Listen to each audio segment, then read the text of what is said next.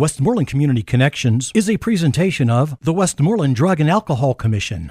Welcome to Westmoreland Community Connections, a look at issues and happenings on Classic Hits 107.1 WHJB. Here now is your host, Chad Amond, President and CEO of the Westmoreland County Chamber of Commerce. Hello and welcome to Westmoreland Community Connections. I'm your host, President of the Westmoreland County Chamber of Commerce, Chad Amond. I am delighted to have with us today a woman named Dawn Hennessey. Dawn is the Executive Director of Faith Forward, an organization that operates out of Latrobe on Main Street in the old Mozart building, if our listeners know where that is. But they serve all of Westmoreland County. Dawn, thanks for being on the show. Well, thank you for having me. So, Dawn, tell us a little bit about yourself. Give us some background of what you, where you came from, and how you got to Faith Forward. Okay, well, that's a long story, and we only have so many minutes. But I was born and raised here in Latrobe, but during my life journey through adult, I went through a bunch of different states, went through some hard times in my life, which actually led me back to Latrobe. The reason I tell you this is because that's what led me to start Faith Forward Ministries. I went through a really rough time, and through that, I went back and got a couple more degrees. I'm right now working on my doctorate. But at the time, I was seeking counsel and seeking help, but I couldn't afford it. And I was also wanting someone to give me some hope for some things that I was going through in my family and my marriage. My husband had some addiction issues at the time, my ex-husband now. But I just really needed somebody to reach out and say there's some hope there. So through that journey, I thought, you know what, I could either be a victim in this or I can be victorious. And I had 3 children. And I thought, for them, I got to be victorious. But I also think if I'm hurting this bad, somebody else is hurting too. So through that, like I said, I went back and got a couple more degrees because I knew I had to be equipped. Right. And I started my first nonprofit. Faith Forward is actually my 3rd nonprofit. And what we actually do there is we're a faith-based human service program. But you actually don't have to have a faith to come there.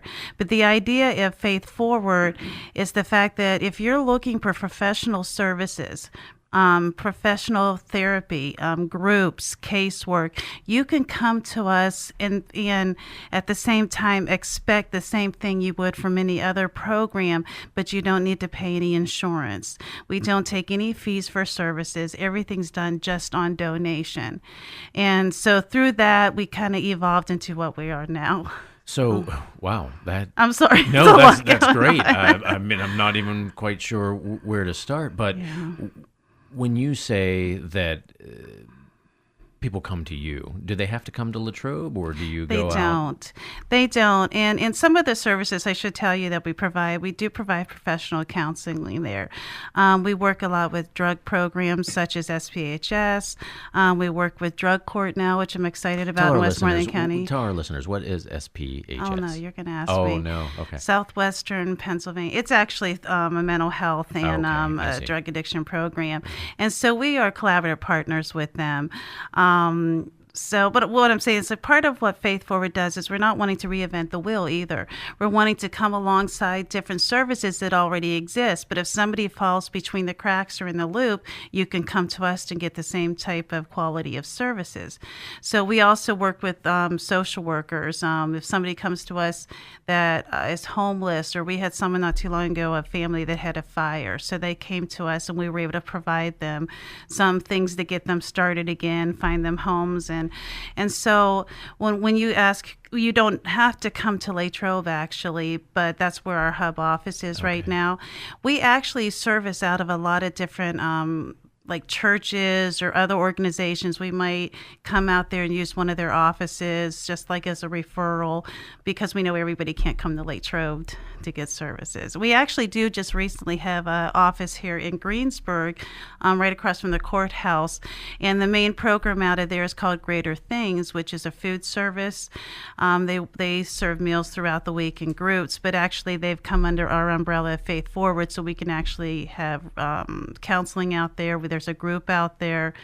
and some other services can be done there as well. So is there a primary focus? I mean, what I'm hearing is that you, through Faith Forward, you help folks that are experienced a fire, and people with drug addiction or alcohol abuse or maybe mental health. Is there a primary focus, or are you able to, through the program, help people that are just in need of anything? Well, the mission of Faith Forward was to first provide hope and supply community services to individuals to come together in the collaborative partnerships with our community, because we believe community is really important. So when people come to me, I just say I want to give people hope and love and encouragement. Now, primarily what we do has been addiction, only because addiction has kind of risen to the top in our country, not just in our communities. Right. So we probably provide more addiction counseling groups, services for those in addiction more than anything, not really by choice, but by need. So I don't know if that kind of answers your question. We have people just come to us and say, I have such and such a need. So it doesn't mean that we're going to help them in our program. It means we're going to find a program that's going to help you. So we're also kind of like a resource center as well. Okay. Well, talk a little bit more about some of the specific programs. You mentioned Fresh Hope. How does that program work? Fresh Hope is a group that we run on Monday nights. It's at 7 o'clock in our Latrobe facility on Main Street. And that group is a peer support group. So it's not necessarily addiction, not necessarily mental health. It's basically just to come and support one another. Again, we get a lot of people coming out of addiction or still in addiction. We have anxiety, depression. But basically what that support group is, it might not be the normal support group that some people are used to, because we always like to serve food. We also have a little bit of time of social and fellowship. But it's really a time to come around and gather each other. It's about an hour and a half group, and then some people stay after. We also have counseling that comes out of that group as well. But it's more just to support each other and encourage each other, at the same time providing tools to get you to live day by day as you're going forward in your life. You're listening to Westmoreland Community Connections on Classic Hits 107.1 WHJB and on the web at WHJBFM.com. We're talking with Dawn Hennessey, Executive Director of Faith Forward. Faith Forward operates out of Latrobe on Main Street in the old Mozart building. And Dawn, before we started the interview, you talked about the Mozart building.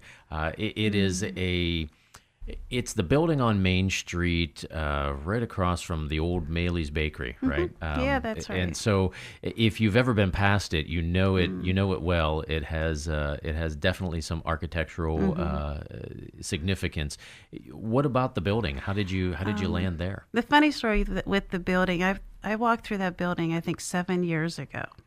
Fell in love with the building, but I was just some girl who fell in love with this building, and there's no way I could get it. But I started praying about it, I'll be honest with you. I was like, God, I want this building. I could see so much that can be happening out of it. Plus, it's a big part of Latrobe, and it has the onion domes on top. It's very not normal for that area, and has so much history. The building was, I believe, 1891 it was built. Is that old? I believe that's the date. I could have that wrong, so I'm sorry if I do, but I believe it's written on top of my building. I should know it. But there's so much history there. And so, they had everything from Kroger's there, and there were brooms. They had chickens in there. There's 2 fallout shelters. There was even a bowling alley in the basement. Oh, right. It's the coolest thing there was a place. But anyways, so we ended up 7 years later renting one of the spaces downstairs in the building, and I know the owner, and she's a sweet lady, a good friend of ours. So between talking to her and a collaboration with our revitalization in Latrobe, we were able, and through grants that they have helped, we've been able to purchase the building. And we're purchasing the building now with the plans of revitalizing the facade back to its original state. So we're in the works for that. We're hoping then to eventually, phase by phase, be able to get the restaurant started, to go to the second floor where you have a giant stage where they used to have performances, and do a lot of different fun community services out there, as well as our own programming. We are raising money for it. We just got the building on the official historical register, and it's going to take time, but we really, part of our mission is to save this building and a little bit of history here in Westmoreland County. Well, that's fantastic. So. Getting back to some of the programs that you offer, I mean, obviously that's important from the Chamber's perspective. Yeah, I'm loving, sure. I'm loving that you're going to revitalize a building, and I'm sure you're working with Jared Trunzo. Absolutely, he's wonderful. Yeah, that he whole is great. group. They're doing a good we job. We can't thank them enough for their help. Right. But get back to some of the addiction recovery programs that you do. One of the ones that I was reading about was Angel's Arms. That's right. I mean, it sounded so nice, but so sad that it has to exist, right? Yeah. Well, there's both. I mean, Angel's Arms. If I can take a second and tell you how we came about it. I'm presently working on my PhD at Point Park University, and in one of my classes was a policy class, and we had to do something we're either for or against and make this program.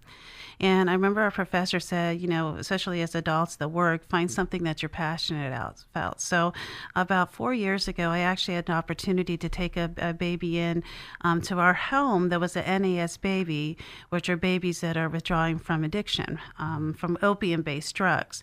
And so I had the opportunity to do this. And as a therapist and as an addiction counselor, I've never seen the other side of addiction where these little guys are withdrawing and what they go through. Oh, wow. So I don't even know if I want to ask the question, but what do the babies go through when babies go through what they go through? Most of the time they are born premature. And then when they are born, a lot of times not all babies, but a majority of them, I'll probably say at least 97% of the babies, which is almost all of them that had any type of opiates in them, will go through withdrawals. And that will vary in time how long. But usually their heart rate goes up. You got to watch their blood pressure. Their lungs might not be fully developed yet. So if you can imagine an adult going through withdrawal, which I've heard it's like 100,000 times worse than a flu. Yeah. Well, the babies, they say it's even worse for them. And oftentimes the babies don't even live past 4 months because of the withdrawal process. It's really heartbreaking. So they actually have to be weaned off with pharmaceuticals. For example, the little guy I had was on morphine. And so he had to be weaned off that way because it would just be too much on their hearts. So, but they shake, they sweat, they sneeze. My little guy used to sneeze all the time, and just because they're getting that out of their systems. But they'll have convulsions, and again, it varies each child. But it's a sad process. Very sad. But you're helping with this through we Angel's are. Arms. So when we made this policy, Obama put a policy in I think it was 2013. It was called Protect Our Children's Act, and so that was a policy I looked at in my class, and I realized that this policy was to actually identify children who have opium-based drugs in their system when they're born, because before this we really weren't identifying them, and a lot of children were going home sick, not knowing, and then you have situations like SID or different things that we didn't realize what it was. So then as I researched this, I realized there's really no residential programs that are really reaching out towards the children that are caught in addiction. We have hospital programs that reach out with NAS babies or children, but we don't have a specific population of children in addiction being touched right now. So that kind of opened my eyes saying, wait, we need to do something. I see what it can do. But not only are we reaching the children, I wanted to think bigger. Well, we're reaching an entire family. Right. There's a cycle of there's a generational addiction that's happening within our country. And it's a cycle that really needs to be broken. If we don't break it, we're going to continue to breed addiction. Right. And so we need to stop that. We need to pull out something and start helping. So, in our thoughts and our idea of the mission of Angel's Arms Infant and Children Recovery is the fact that if we can help the children, we could also be able to help the parent or the caregivers, or oftentimes you have grandparents raising these children. And again, it's not, I have such a heart and a love for people in addiction, so I don't want to sound harsh on when I'm saying this. But because these are people who need help. But I've done so many interviews with moms who have babies that are born addicted, or they lose their children because of their own addiction. And it's not that they don't love their children.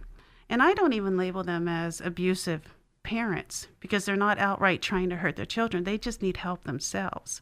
But if we don't wake up as a country and start recognizing this, we are getting children that are neglected and dying and hurt. We're talking with Dawn Hennessey, Executive Director of Faith Forward. You are listening to Westmoreland Community Connections on Classic Hits 107.1 WHJB and on the web at WHJBFM.com. We'll be right back after these messages. This is Westmoreland Community Connections on Classic Hits 107.1 WHJB. If you have a suggestion for a topic, or if your nonprofit organization would like to be featured on this program, call us during regular business hours at 724-216-1200. Westmoreland Community Connections is a presentation of the Westmoreland Drug and Alcohol Commission. Welcome back. You're listening to Westmoreland Community Connections on Classic Hits 107.1 WHJB and on the web at WHJBFM.com. I'm your host, Chad Amond, President of the Westmoreland County Chamber of Commerce. Our guest today is Dawn Hennessey, Executive Director of Faith Forward. Faith Forward serves all of Westmoreland County and beyond, I guess, Dawn, a little bit. Mm-hmm. But they're based out of Latrobe on Main Street. And before we went to the break, we were talking about Angel's Arms and sort of why the program is needed because of the addiction recovery that infants and children have, just in a sad way. But thank goodness that Faith Forward is here to help to provide that program. And Dawn, talk a little bit about what exactly does Angel's Arms do for the kids. Okay, right now, our short-term vision for Angel's Arms, because again we saw a need, is we actually have an outpatient program now. And in our outpatient program, we with addiction, I should say, we work with moms and dads who are presently withdrawing or going through addiction issues. And so what Angel's Arms will do is we have a nursery that's actually set up in the old Mozart building in our offices there, where we will take babies and children under 2 while mom and dad are being in programming. They don't necessarily have to be in our program, but they have to be in some type of addiction program. So for example, while mom might be getting counseling or going through IOP, or we actually people on parole, we'll actually take care of your children to allow you to go forward, whether it be a group or whatever the situation may be. But at the same time, we have opportunity to care for these babies. We've had some that are very tiny little guys that have come in, and so we're actually able to observe them and help them through their withdrawal period. And so we're working with programs like Excella Health. We have some other pediatricians that we're on board with us. And so while the babies are withdrawing, we're able to watch their birth rate. We're able to watch their eye contact. We're able to help them as they're learning to sit up, because sometimes NAS babies do some things. They're delayed in some of the developmental process and cognitive process. And so this gives us opportunity also to make sure baby's safe. If mom doesn't show up for 3 or 4 days, we can give them a call and say what's going on, so because there's some, as we've been reading in the news and you see a lot, there's some tragedies that happen. Right. And so this gives us opportunity to hopefully avoid some of those tragedies. We've also just recently started working with our different local police departments. So if there's something going on, they can call us in and we can get the children and help them have a safe place. That's our short-term goal, just because of money. Obviously, we need to go further than that. So our long-term goal is to actually have a residential program where we will have children up to 5 years old being able to stay with us 24 hours. We just recently, I'm very thankful that we had a home donated to us in the Westmoreland County area, where we're going to start renovation next month, where we will actually have this 24-hour care for the children. So what that means is if mom wants to go away to rehab, wherever the rehab might be, 60 days, 90 days, 6 months, which I think the longer the better, to be honest with you. We will care for their children. They've assigned over temporary guardianship to us, so we could protect the children, also kind of keep them out of the system while mom gets help, but at the same time, we're taking care of the babies, helping them through that process, and also give them a little security and safety until mom comes out. And then it doesn't end. When mom comes out, we also have part of our home is divided up where mom and baby can live together. Mm-hmm. And so we don't want them to get out and just, take the baby. We want to be able to say, okay, we want to help you get the best start you can get. So then we're going to also have another 6 months of supportive services. So Dawn, what we have listeners out here, I'm sure they're saying, oh my goodness, I would love to be able to participate and help with this. What kind of training? How does this all work from a logistics standpoint? Okay, well, we need volunteers. We call our volunteers snugglers because the hospital has a wonderful program called Cuddlers Program, and we have actually partnered with them. So we're kind of like I say a step down from that. So we would be the snugglers after they're released from the hospital. So some of the trainings that we need is we have trainings on the NAS baby, some of the things to look for, crisis intervention, just things on confidentiality, just some of the normal trainings. We provide all those. We had I think 6 or 7 trainings this past year, and then we took off for the summer. I know people have been calling us asking when we're going to have another one, and we're hoping in November too. We have different pediatricians, attorneys, different people come on and help with this as well. But one of the biggest things that you will need is you'll need your clearances. Right. We ask for Act 33, Act 34, and your FBI clearances. And if you need help with that, you can call our program, and we can direct you where you can get those. Most of those you can just apply for online. Yeah, it's a pretty easy process. I know I had to go through it when I was coaching my my son's baseball team, so it's not hard at all. And but if you would need help going through that, you could call us. So that's the big thing. And then once you go through that process and some of these seminar trainings that we have, then we'll bring you one-on-one and kind of show you what to do. So there are other programs that you offer, not just Angel's Arms and Fresh Hope. I understand that there was a program that just happened a few weeks ago, Project Stand? Yeah, actually, we just had our big Project Stand.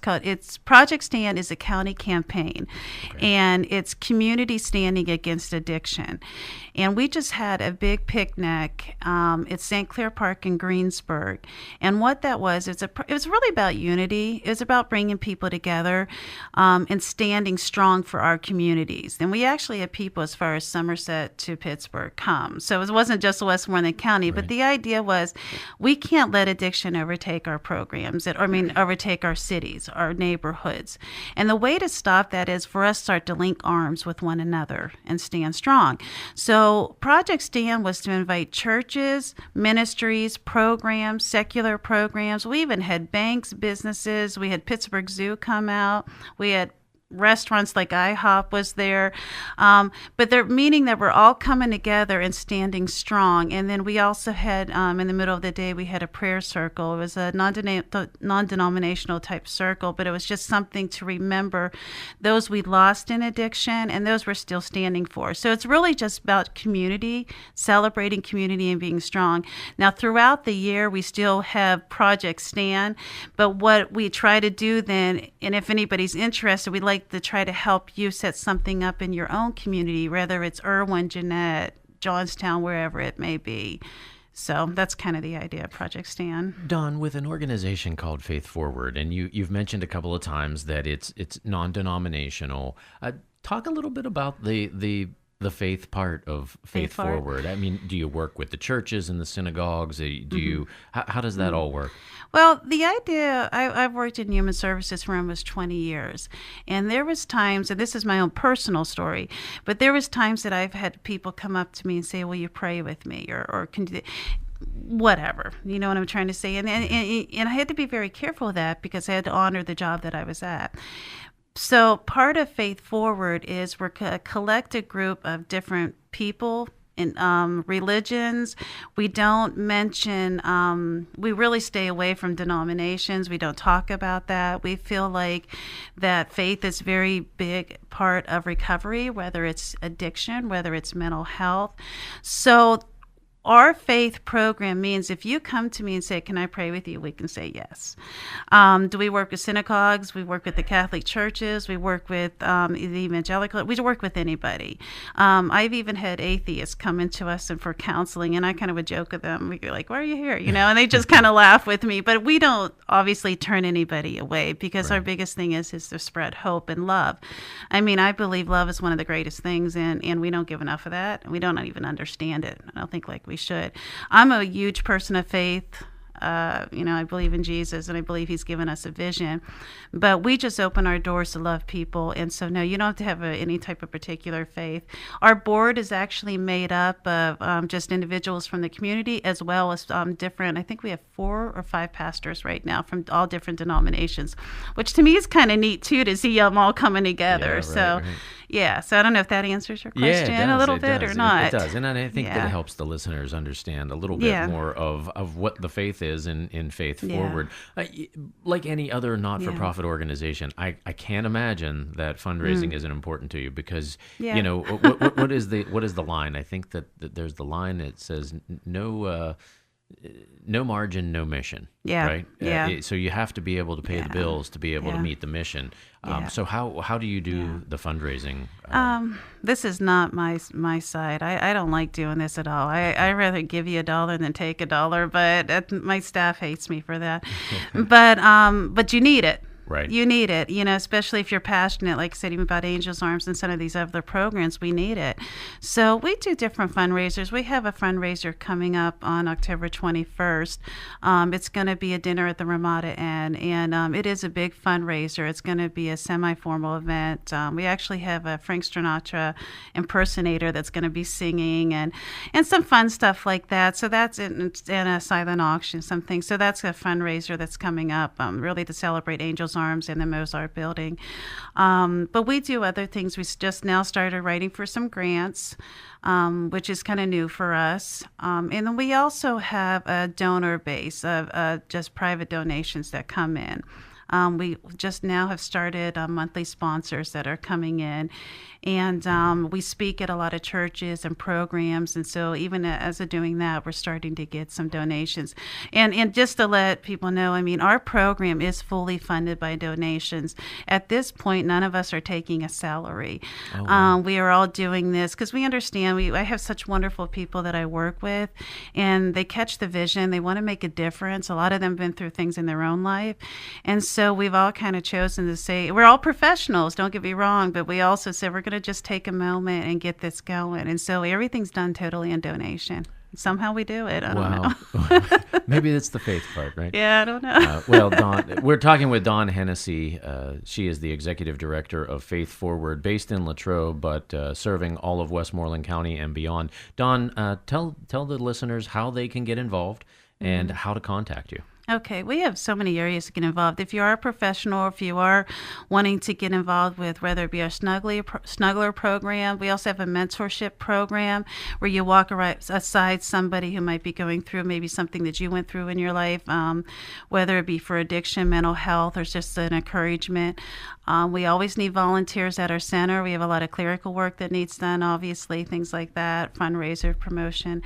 So if you are interested in volunteering with us, you could just call the center. Can I give the phone number? Oh, yeah, absolutely. It's 724-539-7900. You're welcome to call us. And I cherish volunteers. I really do. And I make sure that you're comfortable in whatever you're doing because I want you to be passionate and excited about what you're doing, too, because you're making a difference. How about the website? What website do you have? It's www.faithforwardpa.com, and all of our information is on there as well. Dawn, thanks so much for what you're doing for the folks that are struggling in Westmoreland County. You should be commended for what you're doing, and please pass along all of our thanks to the volunteers that are helping you. Oh, thank you so much for having me. We've been talking with Dawn Hennessey, Executive Director of Faith Forward, based in Latrobe. If you'd like to contact the organization, you can call them at 724-539-7900 or visit them on the web at faithforwardpa.com. You've been listening to Westmoreland Community Connections on Classic Hits 107.1 WHJB. Join us next week, same time, same place, for another edition of Westmoreland Community Connections. This has been Westmoreland Community Connections, a look at issues and happenings in and around Westmoreland County. Join us again next week on Classic Hits 107.1 WHJB. Westmoreland Community Connections is a presentation of the Westmoreland Drug and Alcohol Commission.